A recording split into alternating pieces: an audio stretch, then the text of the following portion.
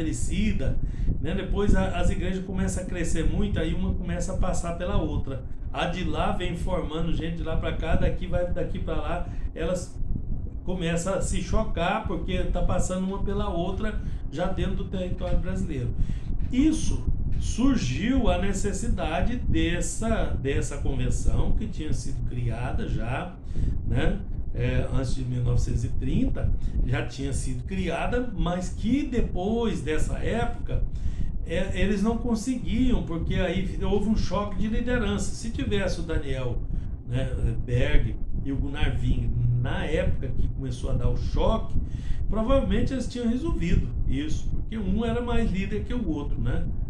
Naturalmente. Mas quando a liderança que ficou lá, que era forte, juntou a liderança que era no Rio de Janeiro, que ficou forte também por causa das raízes europeias, dos economicamente mais fortes de lá, quando isso passou uma pela outra, elas não conseguiram mais andar na mesma convenção. Apesar de ter a mesma ideia doutrinária, apesar de ter os mesmos ensinamentos, mas uma foi formada por Daniel Berg e a outra foi formada por Gunnar Wingre, que são os dois missionários que formaram elas no Brasil. Então esse choque só aconteceu depois, tá? Aqui ainda não Pastor tinha. João, Sim. onde que surgiu esse negócio de uso e costume, que não pode usar isso, não pode usar aquilo? Em que época que surgiu isso? Bom, isso aí surgiu, na verdade, quando o movimento pentecostal começou, lá por volta de 1900 nos Estados Unidos, eles eram muito radicais, muitos deles, porque eles eram gente muito simples, com pouco conhecimento, inclusive a primeira onda de missionários, eles eram muito radicais mesmo. Daí surgiu algumas igrejas, já 50 anos depois desse movimento mais radical, né, mais conservador, radical, porque desde que os pentecostais existem, que tem os mais liberais e os mais radicais. Os mais radicais, eles são radicados normalmente nas classes mais baixas, onde tem menos conhecimento, e aí começou com essa história aí, junto com os americanos, que tinha muito isso, né, dos americanos. Lá tem movimento, lá até hoje, né, esses movimentos bem conservador, bem radical mesmo. E os pentecostais do Brasil copiaram isso deles, lá, desses movimentos mais radicais dos Estados Unidos. Mas lá mesmo tinha os dois tipos, né? Os mais radicais e os mais liberais. Na verdade, isso tudo é oriundo de uma falta doutrinária da igreja. Aí começou a privilegiar mais os usos e costumes do que a estrutura doutrinária da igreja. Até hoje é uma preocupação isso, porque a pessoa... Pastor João, Sim. o senhor, assim, a nível de estatística, o senhor tem um número, assim, em número de igreja, em tamanhos, qual que é a maior convenção, CGADB ou a CONAMAD? Não, a CGADB era muito maior do que a CONAMAT, né? Mas ela rachou, ela já não é mais só a CGADB, agora tem a Igreja do Pará, tem a Igreja de São Paulo, né? Então o tamanho agora deixou de ser, porque houve uma separação lá. É o Samuel Câmara que dirige ela lá no Nordeste, né? E o outro pastor ficou em São Paulo, né? O pastor Wesley, né? Não, José Wellington. José Wellington, isso, Wellington. Não é Wesley, Então. tá? E não é mais uma só também não, tá? E tudo isso por causa desses interesses que eu estou falando para vocês, né? Dessas questões que não são questões doutrinárias, né? Agora que deveríamos estar discutindo doutrina e que não estamos, eles estão preocupados com outros interesses econômicos, patrimônio, todas elas têm um patrimônio muito grande, né? E não querem mais se envolver em questões doutrinárias, tá? E essa questão de uso e costume tomou o lugar das doutrinas. Inclusive, no passado, você falava, né, culto de doutrina, aqui mesmo, nas igrejas mais conservadoras aqui no Brasil, aqui em Goiás especialmente, falava culto de doutrina, era culto de uso e costume, não tinha nada de doutrina. Doutrina, que são doutrinas? Doutrinas bíblicas, doutrina da salvação, doutrina da palavra de Deus, doutrina do Espírito Santo, isso é que é doutrina. Agora, o jeito que a pessoa veste aí não é não, aí é outra coisa. Aí vai para o lado de ética, de moral, de uso e de costume, tá? Porque qualquer coisa fora do normal também acaba sendo eticamente condenável, vamos dizer assim, mas houve tanto exagero que se privilegiou isso em detrimento de doutrina que já não era mais pregada nas igrejas. E até hoje nós temos falta doutrinária nas igrejas, isso é uma preocupação grande, muito grande mesmo, tá? Bom, então o Rio de Janeiro era a capital, né? As condições econômicas eram favoráveis, né? Apesar de o pós-guerra e problemas financeiros de um modo geral, né? A dificuldade era grande para eles se encontrar. Quando os suecos chegaram em 1910, né? A alta era seringais lá do Amazonas, lá por conta da borracha, tinha muita gente, por isso que começou lá, tá? E em 1930 já era o café, né? Até 30, porque em 30 teve uma depressão que tem até fotos de montanhas de cafezais sendo queimadas em São Paulo e tudo, né?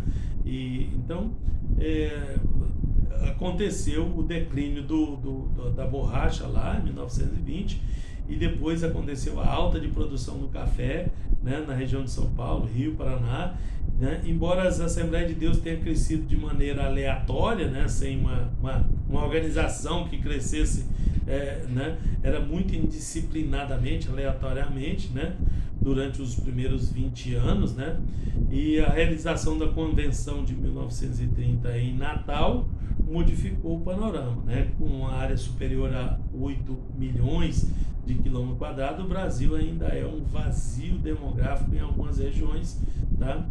E isso varia para as igrejas também. Tem lugar que tem pouquinha população, outro lugar tem muita população. O Brasil é muito grande, né? Então tem essas divergências aí, né? Bom, em 1997, o livro para documentação histórica das Assembleias de Deus, né? Antes do ano 2000, lançado pela CPAD, né? Aliás, tem um negócio interessante, porque os pastores da igreja CPAD levantaram a história e contaram a história, até onde eu estou falando com vocês aqui, das duas, né? Mas daí para frente, o da CPAD, que é da Belém, que é do pessoal lá do Belém, tá? Conta a história de um jeito, e os de Madureira conta, os obreiros hoje, historiadores hoje, levantaram com os antepassados lá uma história um pouquinho diferente. Então, hoje nós temos duas histórias da Assembleia de Deus, a contada pela CPAD e a contada pela Betel, né, de Madureira, tá? Então, nessa da CPAD mostra a trajetória do movimento pentecostal assembleiano pelo Sul, né? Foi contado pelo Joanir de Oliveira em 1997, né, da CPAD, tá? Ele fala assim, ó: a Assembleia de Deus está em Porto Alegre, tá? Ao que consta desde 15 de abril de 1924. Lembra quando o Gunnar Ving saiu do Rio de Janeiro, onde eles tinham estabelecido a igreja de Madureira, e foi para Porto Alegre para abrir o trabalho lá em Porto Alegre, né? Ano que lá chegou o missionário Gustavo Nordlund, né? Já é dos que vieram dos Nordlund, tem deles aí também na harpa, né? Vocês procuram esses nomes na harpa que vocês vão ver, tá? Ele residira por 8 meses em Belém, né? Antes de ir para o Sul, tá? Em 1927 ele foi substituído em Porto Alegre por Nils Nelson, tá? Bruno Slomovski chegou a Curitiba em outubro de 27, tá? Na cidade não encontrou evangélicos, né? Começou pela colônia polonesa, né? Dos poloneses que ele se identificou por causa da sua língua pátria, né? E em 1929 ele transferiu a residência dele para Curitiba com a família. Então, em 1927, que foi em 24 abriu em Porto Alegre, em 27 abriu em Curitiba, né? No Paraná, só que só em 29 que ela foi para Curitiba, né? Que ela estava no Paraná, mas foi para Curitiba. Essa publicação aí mostra para a gente a movimentação que a Assembleia de Deus estava tendo em direção ao sul, né? E até mesmo antes de 30, né? De 1930. Né, como o outro autor sugere lá, né? Mas ao mesmo tempo ele partiu de uma análise econômica, né? Pode-se observar a mudança, né, de 1924, justamente 4 anos após a queda do látex né, da borracha lá na Amazônia, né, porque teve outros lugares aí que começou a produzir muita borracha e caiu a produção lá, né, e lá não era lavoura comercial, era extrativismo na floresta mesmo e tal. Os outros lá fizeram um negócio mais organizado, de modo que quebrou a borracha, a produção de borracha no Brasil, né? E Israel diz que o trabalho sulista prosperou, porque aí já estava na época da alta do café, né? E de 30 em diante, com toda certeza, foi o divisor das águas da Assembleia de Deus, né? Ela crescia antes desordenadamente, né? Porque até 30, os missionários que passavam por Belém, que moravam por lá, que era do sul, que estavam por lá por causa da borracha, né? E com a quebra da borracha lá, eles voltavam para os seus locais de origem, né? Para São Paulo, para Porto Alegre, para o Rio de Janeiro, e aí eles já levavam o evangelho junto, né? Já levavam a Biblinha na mala para lá, e lá já começa a igreja. Então por isso que era desordenado, tá? Por causa dessas questões econômicas que influenciam diretamente a igreja. Em todo tempo a igreja é influenciada pelo meio, né? E pela circunstância que ela vive, tá? Daí para frente ela começou a se organizar melhor, já estabelecida, né? E começa a organizar. Opa, desculpa, deixa eu tomar água.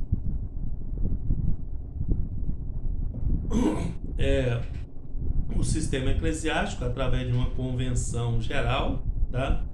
Unificando, potencializando a sua maneira de comunicar com seus fiéis, né? Através de uma comunicação mais prática, né? E eles começaram com um jornal, né? O jornal, os precursores aí, o da CPAD, né? Era a Casa Publicadora, depois veio o Semeador, né? E em 1930, a primeira convenção da Assembleia de Deus no Rio Grande do Norte, né? Em Natal, em Rio Grande do Norte, deu-se a fusão do jornal Boa Semente com um outro similar que era publicado no Rio de Janeiro, né? O Som Alegre. Isso originou o famoso jornal Mensageiro da Paz, tá? Nessa ocasião foi lançado no Rio de Janeiro as lições bíblicas para escolas bíblicas, né? Onde era acompanhada dos artigos teológicos que eram publicados dentro do jornal Mensageiro da Paz, tá? Então esse Mensageiro da Paz foi de muita importância para a unificação doutrinária, que é o que eu estou reclamando com vocês aqui, tá? Que nós deveríamos ter, para ter uma, né? Em vez de notícias de coisas seculares, eles privilegiavam os artigos, né? Privilegiavam escritos doutrinários que os pastores escreviam e colocavam naquele jornal, que era levado para todas as igrejas, aí levava de navio para lá e para cá, tá? E também as lições bíblicas para a escola dominical, que eram escolhidas, né, doutrinariamente, um conselho doutrinário escolhia as lições, tudo ali, tudo. Isso mudou, né? Hoje é muito privilégio, muito, né? Quem é que vai escrever a revista? Quem tem mais, né? Né, para aparecer o nome lá na revista em cunho nacional, não é qualquer um que pode escrever, né? Se um de vocês resolve escrever uma lição bíblica, a possibilidade disso ser publicado nas revistas de escola dominical deve ser alguma coisa que começa com 0, né? Por conta disso que eu estou falando para vocês. Então, aí tem outras pessoas mais importantes na frente, etc, que precisa ser privilegiada, e já não é mais doutrinário, já são interesses. Sim. Pastor Júnior, o pastor presidente geral do Rio de Janeiro, da Madureira, esses pastores, como que é? Eles são passados assim de família para família, ou como que é? Não, no nosso caso da nossa igreja, nós tivemos 2 presidentes, que foi o Paulo Macalão, né? Nós tivemos antes lá, mas assim, vamos pegar mais recente, né? Mais alcançável para nós.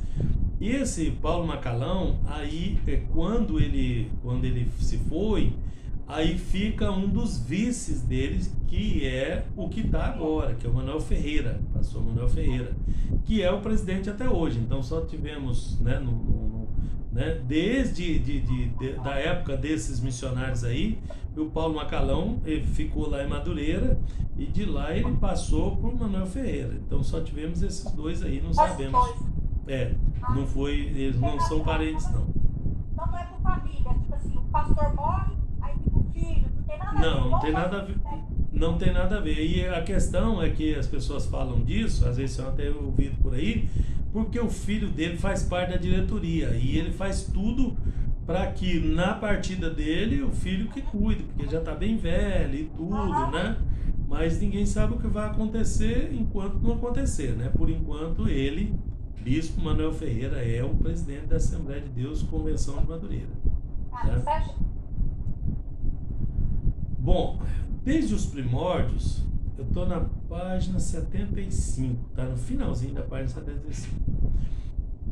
Desde os primórdios, desde lá do início da Assembleia de Deus, a sua liderança está consistente com a importância da literatura como veículo doutrinário evangelístico, tá? Por isso, é importante, doutrinariamente importante, tá? Esse material aí, por causa do evangelismo, por causa do trabalho evangelístico, tá? Os jornais a serviço da igreja, o Mensageiro da Paz em sua primeira fase não dispunha de oficinas próprias, né? Eram modestos graficamente, né? Não tinham qualidade gráfica, aquela coisa toda, mas sempre tiveram uma presença constante, marcante na consolidação das igrejas, tá? Em 1937 foi organizada a CPAD, Casa Publicadora das Assembleias de Deus, né? CPAD. Lá isso foi feito no Rio de Janeiro. A CPAD foi lançada no Rio de Janeiro, no campo de São Cristóvão, né? Que era a capital da República na época. Tá? Segundo Ronaldo Rodrigues, em 2004, o pensamento teológico pentecostal da Igreja Assembleia de Deus foi pautado em 1940 pelo jornal Mensageiro da Paz. Tá? Essa aí foi a data que foi organizado juridicamente, né? Mas desde a década de 30 esse jornal já circulava, tá? Mensageiro da Paz, que era o jornal que levava as bases doutrinárias da igreja para as outras igrejas que no Brasil aí que circulavam. E nas revistas Lição Bíblica, né, veio o fortalecimento literário doutrinário das igrejas, tá? Nasceu desse mesmo período a Casa Publicadora, né, que é a CPAD, né, que foi também responsável pelo pensamento doutrinário pentecostal das Assembleias de Deus. Com a gestão programada de regimentos que começaram a ser estabelecidos, a igreja agora cresce com base na estrutura eclesiástica, né, pensada, né, com a nova maneira de conversar com o público, pelas suas publicações, né, novas interpretação bíblica, porque tinha muita igreja que era bem, né, que era bem limitado, os seus obreiros tinham as suas limitações de interpretação e tudo, né? Então, dentro da vertente pentecostal, era pregado, era ensinado nessa literatura. Aí a pessoa podia estudar e solidificar os seus pensamentos e unificar as ações da igreja, né, com relação ao público, né? E porque ela crescia desordenadamente, agora ela começou a se organizar, né, através de estratégias suecas, né, visitando vilas, periferias, aldeias, né, fazendo visita nas casas, fazendo culto nos lares. Era assim que a igreja foi se formando, foi se solidificando pelo Brasil afora, né? E a época que ela cresceu mesmo foi nessa época que ela trabalhava missionariamente, pregando e plantando igrejas e doutrinando as pessoas, tá? Até chegar num patamar que a igreja não está... claro que temos exceções, a regra e tudo, né? Mas a igreja não está muito interessada mais no crescimento da população dela, dos membros. Não, mas porque se crescer os membros, não, ela está preocupada em fazer propaganda, em trazer, em convidar as pessoas, mas levar o evangelho, ela está perdendo essa habilidade, perdendo essa... Então fica assim, as pessoas não está tendo novos crentes, né? Está trocando de igreja e tal, daqui. Tem muitas igrejas menores, tudo que prega, evangeliza e tudo, ganha alma, daqui a pouco eles olham para as igrejonas lá, não, eu vou para... Aí vem para a Assembleia de Deus, ela está sobrevivendo com isso, assim, aí ficou grande demais e agora ela não vê nela, ela não vê condições nela de fazer esse trabalho, né? Nem se preocupam mais doutrinariamente, né? A igreja, né, parece preocupada, mas não tem ações concretas. Eu não vejo ações concretas que venham fazer diferença, que venham criar um avivamento, criar uma modificação na estrutura que a gente está vendo aí, tá? Bom, só um pouquinho aqui da história desses missionários, só para a gente fixar. O Gunnar, primeiro, né? Ele nasceu em 1879 até 1933. Claro, em 1930 ele ainda estava em atividade, né? E foi até 1933 quando ele foi, né? Nasceu em Österhusby, né? Na região agrícola de sudeste da Suécia, né? Ele era sueco, né? E seu pai era batista, exercia a função de jardineiro, era de pessoa de origem pobre, né? Todos os dois eram pobres, tá? Daniel Berg também. Diz o próprio Vingre que pelo fato de seus pais serem crentes, né, procuraram desde idade bem moço, né, ensinar a ele os preceitos do Senhor, né? Os ensinos domésticos, né, que o Gunnar recebia dos seus pais, né, forçado pelas aulas que recebia da escola dominical, da qual seu pai era um dirigente, né? Quando ele tinha 9 anos, ele sentiu a chamada de Deus, né, na vida dele, sentia atraído por Deus de uma forma especial. Esses escritos aqui também foi escrito por Vingre, né? Tá? E tá no acervo dele, que o filho dele publicou essas coisas, né? O Ivar Vingre, tá? E por isso que nós temos acesso a isso aqui. Às vezes ele reunia outras crianças no domingo, né? Orava com elas. É bom a gente entender a história de um missionário que sai lá dos Estados Unidos e vem pregar no Brasil, né? Como é que é? Quem que é essa pessoa? De onde ele veio, né? Então é bom a gente entender isso, para a gente saber de onde Deus tira, né, esses homens que são usados dessa forma. Pois esse aqui saiu de um berço simples, né? Às vezes reunia com outras crianças no domingo, ele com 11 anos de idade, né? No ano seguinte ele desviou e se tornou um filho pródigo, né? Segundo ele, caiu profundamente no pecado até os 17 anos. Imagina um menino de 11 a 17 anos, onde é que estava a profundeza do pecado dele, né? Então, novamente o Senhor o chamou e no ano de 1896 ele foi ao culto de vigília de Ano Novo e entregou-se novamente ao Senhor. Em 1897, já aos 18 anos, ele foi batizado nas águas, né, lá na Suécia ainda. Nessa época ele assumiu a direção da EBD, da sua igreja, tá, substituindo o pai dele, né? Em 14 de julho daquele ano, um artigo da revista que falava sobre o sofrimento das tribos nativas do exterior levou ele em lágrimas, né? Uma decisão que ia mudar de rumo a sua vida. Então, olha o que ele diz aqui: subi para o meu quarto e ali prometi a Deus pertencer-lhe e pôr-me à sua disposição para a honra e glória do seu nome. Orei também insistentemente para que ele me ajudasse a cumprir com essa promessa. Primeiro ele orou para que isso acontecesse, depois ele orou para que Deus ajudasse ele a cumprir a promessa que ele tinha feito, né? Então agora sabemos, né, como é que esse homem aqui, da onde que ele saiu, foi de longe, ele era mais preparado, mais líder, né, mais evangelista do que o outro, tá? Que ajudou muito, foi um grande obreiro na obra de Deus, né? Mas esse de longe era mais ativo do que o outro, né? O outro, Daniel Berg, nasceu em Varbon, na Suécia, em outra cidade lá, né?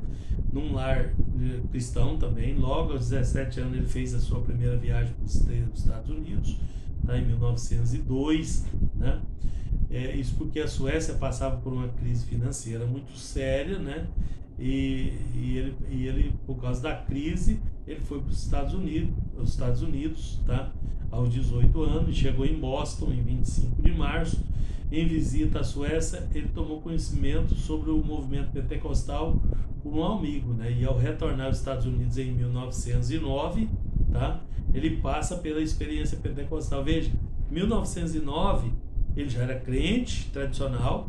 Em 1909 que ele recebeu a experiência pentecostal. Em 1910, no final do ano, ele estava desembarcando no porto de Belém do Pará, junto com um outro amigo, né? Isso aqui estava acontecendo lá em Chicago, no estado de Illinois, nos Estados Unidos.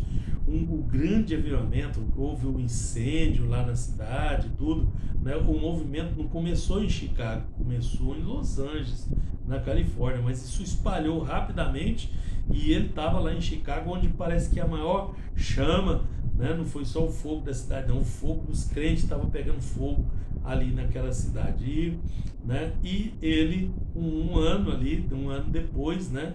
Ele conhece o Gunnar Wingren, tá? Operário de fundição, apenas alfabetizado, tá? No Brasil, ele nunca assumiu qualquer igreja, o cargo ou exerceu qualquer outra influência. Ele chega a admitir que pretendia servir o Senhor no futuro, né, com sua força física, né? No Brasil, trabalhou numa companhia lá do Pará, né, de Porto, tá? Para sustentar o seu amigo enquanto ele estudava português. Então, o Gunnar Wingren estudava português para evangelizar e o Daniel Berg trabalhava no porto para sustentar o Gunnar Wingren. Então Deus sabe o que faz, né? Para fazer essa grande obra, o grande enviado de Deus mesmo era o Gunnar Wingren, mas o Daniel Berg era o suporte que o Gunnar Wingren precisava para fazer o que ele fez. Inclusive, o Gunnar Wingren estabelece a igreja no Pará, estabelece a igreja na Alagoas, estabelece a igreja no Rio de Janeiro e até lá no Rio Grande do Sul. O Gunnar Wingren foi. E o Daniel Berg ficou, né? Juntamente com os outros missionários, que aí vieram bons missionários dos Estados Unidos também, e ajudou muito isso lá, tá? Nas entrevistas com pastores, quando perguntado, né, por que Daniel Berg nunca assumiu a presidência da convenção, por exemplo, ou de uma igreja, né, as respostas variam. Ele nunca foi dirigente oficial de nenhuma das igrejas, tá? Ele era muito humilde, né? Era apenas um evangelista. Ele vivia nas ruas, nos trens, distribuindo folheto, evangelizando, né? Era um analfabeto. Ele nunca aprendeu a falar o português, na verdade, tá? Falava umas poucas palavras, né? Infelizmente, a referência apontada pelo autor se confirma, né? Embora tenha participado arduamente, né? De maneira integral no movimento de implantação, no movimento pentecostal no Brasil, por meio da Assembleia de Deus, né, que hoje é conhecido como um dos pais da igreja aqui do Brasil. Poucos ou quase nenhum registro se encontra sobre ele, né? O desfecho da história dele foi escrito aqui, ó, por Oliveira, né? Vou terminar com isso, tá? Oliveira escreveu aqui, ó: Daniel Berg era quase octogenário, tinha quase 80 anos, quando retornou à pátria pela qual pulsava tão fortemente o seu coração. Não era mais, porém, que o seu amor a Cristo e à obra de Deus, né? No hospital, o enfermo ancião, cujas mãos, em nome de Cristo, curaram talvez milhares e abençoaram talvez milhões de pessoas, porque todos nós somos descendentes disso, né? Obstante a interdições médicas, distribuir folheto com a doce mensagem da cruz, nunca deixou de exercer a sua missão de embaixador de Cristo, tá? Nunca deixou de exercer a missão que Deus entregou nas mãos dele, né? E quando a morte chegou em 1963, veja, o Gunnar Wingren morreu em 1933. O Daniel Berg viveu até 1963. Ele já velho, voltou para sua terra e morreu lá, né? E feliz ele sorria, né? Onde estão, ó morte, os seus aguilhões, né? E em Cristo se abriu, né? Se abrigou, né? Para todo sempre. Ele escreveu Oliveira aqui em 1997. Muito bem, daqui para frente entra pro lado das teorias liberal, neortodoxas, teologias radical, aí vem as fases da igreja, vem as ondas pentecostais, né? E eu deixo para vocês lerem aí, tirar as conclusões. Eu queria ter muito chegar nessa aula para conversar isso com vocês, porque é importante a gente conhecer as origens, né? Conhecer as origens do que nós pensamos, do que nós sabemos. E só um pouquinho disso nós vimos, né?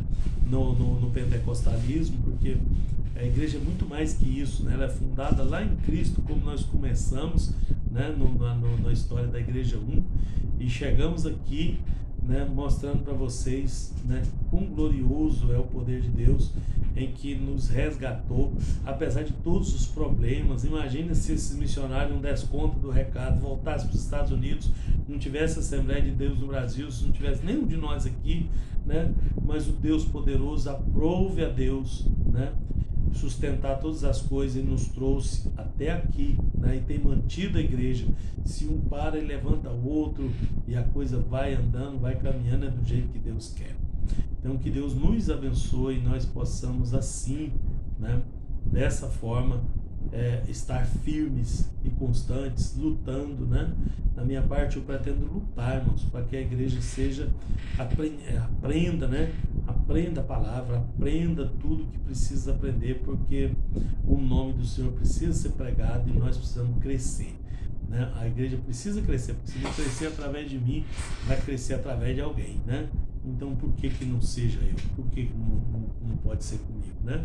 E com você também. E eu espero estar transmitindo isso para vocês, esse desejo, essa vontade pulsante no coração de ver a igreja firme até a volta de Jesus, porque do nosso lado não pode cair, né? Do nosso lado ela tem que ficar firme, né?